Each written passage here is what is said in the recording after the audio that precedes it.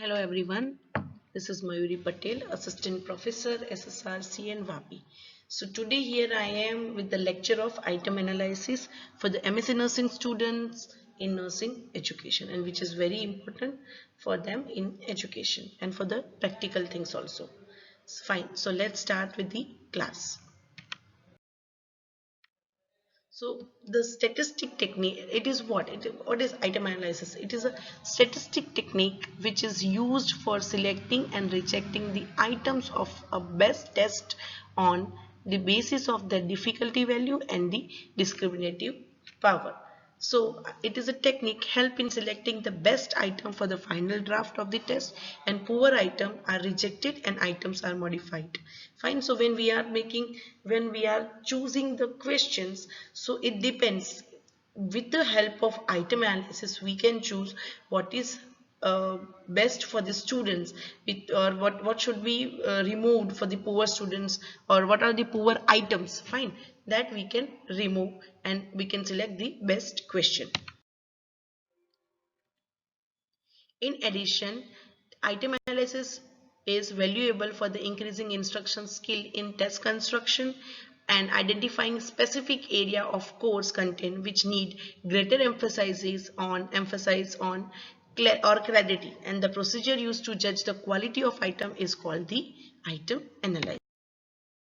Okay, so let's see the definition. First is item analysis is a process which examine students' response to students' test items in order to assess the quality of those items and of the test as a whole.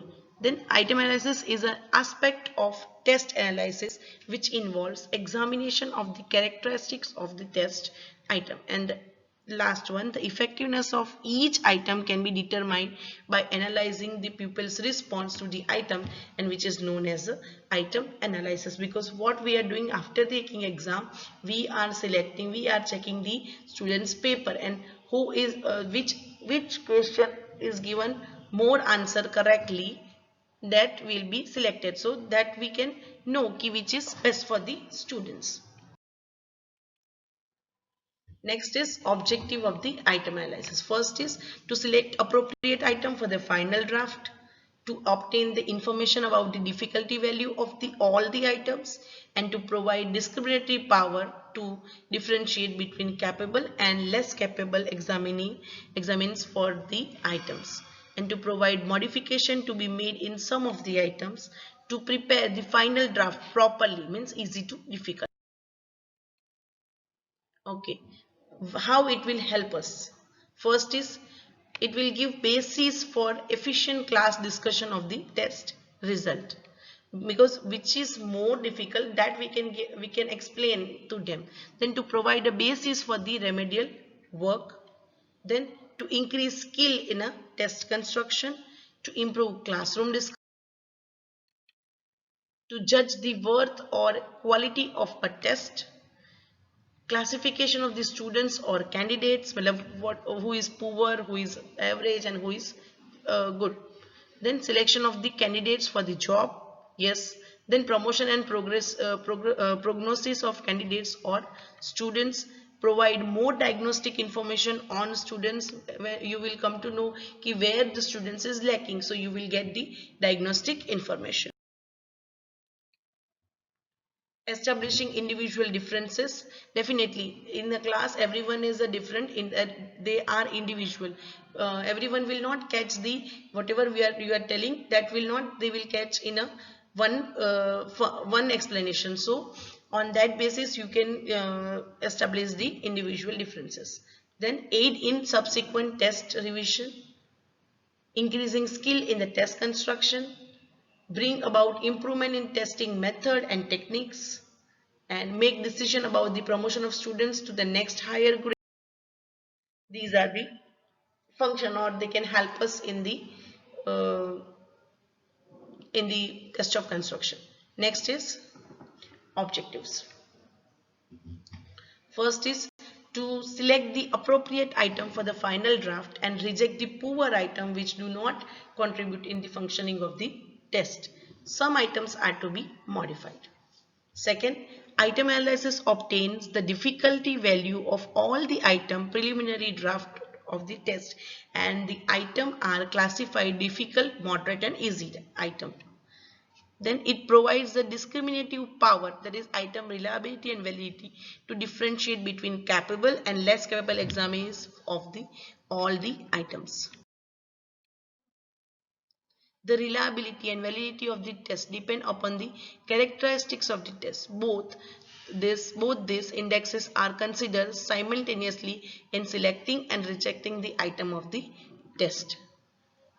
Item analysis is a cyclic technique. The modified items are tried out and their item analysis is to be done again to obtain these indexes, that is difficulty and discrimination indexes, and the empirical evidence are obtained for selecting the items for the final draft. Now, procedure involves in a item analysis. First is, there are two types of qualitative and quantitative. First, we will see the qualitative. So, qualitative item analysis procedures include proofreading of the exam prior to the administrating it for. So, normally when we are sending, it will be like this. If I will get the paper setting task, so I will set the paper, I will send it to the university, and then they will again do proofreading. They will again see it. They will see that answer questions are proper or not, how difficult and how easy I ask. Then they can modify it and they can tell us to modify. Fine. So typographic error means any typing error or some mistake, spelling mistake or for grammatical cues, and for appropriateness of the reading level of the material, conducting the small group discussion of the students after the exam, and sometime with the experts. So post-exam discussion would assist the teacher to identify the particular item misinterpreted and reason for the misinterpretation. Next, quantitative. So it involves three numerical indicators. They are, first is item difficulty index, item discrimination index, and then distractor power. So in above slides I was talking about all these things: item difficulty index, item discrimination index, which we will see in detail now. So first is the item difficulty index, which is denoted as a P.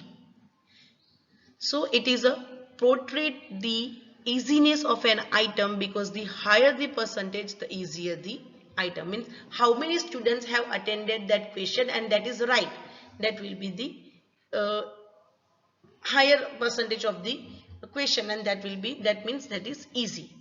So item in difficulty index is symbolized by P, and the procedure for determining item difficulty index is to count the number of students who answered the item correctly and divide the number by the number of the students included for the. The formula wise item difficulty is, item difficulty P is equal to R divided by T. R means number of students who correctly answered the item. T means number of students included for the analysis. Now difficulty index can range theoretically from 0.00 when no students answered the item correctly. Second, 1.00 when all students answered the item correctly. An item with p-value of 1.00 is the easiest in the test. It cannot differentiate between a students of higher abilities and one with the low abilities. However, one or two items having high p-value should be used and placed in the beginning of the test for motivation of the purpose. Means when the easiest item, for an example, the nightingale of what we can say, the easiest question of the nursing or for the subject which we have to keep first. So by seeing it, students will be motivated, students feel light and they can answer nicely. That's why we have to keep, and 1 or 2 p value is 1.0, we should keep it for the in the test. Fine. Next, level of difficulty. So that index range difficulty level is 0.02 to 0.20 very difficult, 0.21 to 0.40 difficult, 0.41 to 0.60 that is average or moderately difficult, and 0.61 to 0.80 that is easy, and 0.81 to 1 is very easy.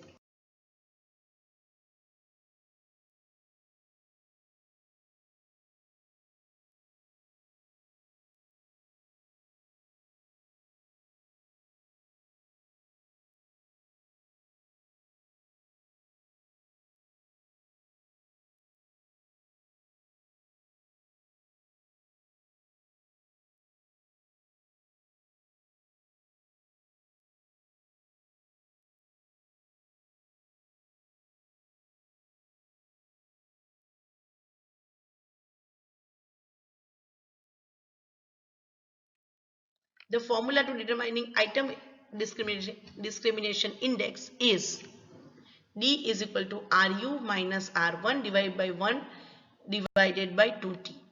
RU means number of the students in the upper group who got the item right. The number of the students in the lower group who got the item right. Then 1/2 of the total number of students included in the analysis. So the result index can range from +1 where all students from upper group got the item right and all students from the lower group got the item wrong. The 1.0 where all the students in the upper group got the item wrong and all from lower group got item right. And index 0.00 or no discriminating index occurs when an equal number of students in each group got the item right. So the higher discrimination index, the better and more reliable the test. When the item have no discrimination power or negative discrimination power, they should be revised and discarded. Means the item, the question which is low students or poor students gave right answer and the good students gave wrong answer, that should be modified. And this usually indicate the items are written ambiguously and the answer on the scoring key is wrong, or that the content to which the item refers was too obscure. Now type of discrimination index. First, positive discrimination, negative discrimination, zero discrimination. Now let's see the positive discrimination. Happens when more students in the upper group got the item correctly than those students in the lower group. Means upper students gave right answer. Negative discrimination, when more students in the lower group got the item correctly and the students in the upper group not. And the zero discrimination happens when a number of students in the upper group and the lower group who answered the test correctly are equal. Means poor students and good students both give answer equally. Now, Abels in 1972 gives the indices of item discrimination in the terms shown below. For average classroom tests, these indicators are widely accepted. So D value 0.40 and above, very good item. 0.30 to 0.39, reasonably good but subject to improvement. 0.02 0.29, marginal items usually needing and being subject to improvement. And the last below 0.19, poor item to be rejected or improved by revision. Now distractor power. So the third statistic in distractor power, it provides information about effectiveness of distractor.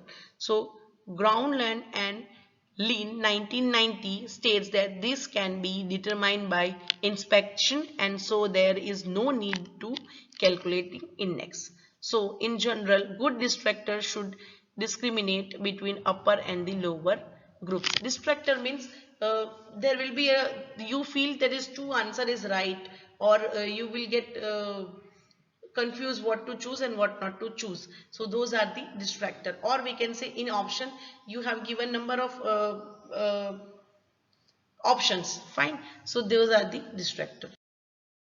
Now, so final procedure, how we are doing item analysis. First, conduct the test and exam, score them. Suppose we have to conduct a test on 21 students, fine. Arrange all answer sheet in order of merit. Calculate ascending order, means calculate 27% of answer sheet. For the group of 21 students, it will be approximately 6, fine. Select 6 paper within the highest total score and 6 paper with the lowest total score. Means what you have to do, first take the exam, then correction you have to do it, then arrange it into the ascending order, means higher to so lowest to highest, fine. Then calculate 27% of answer sheet. If 21 students got 27% answer sheet, means 6 students will come. So you have to select 6 students from the upper score and 6 students from the lower score. Put aside 9 paper and they will not be used. Now compute the difficulty index of each item and compute the discriminative index of each item and evaluate the effectiveness of the distractor.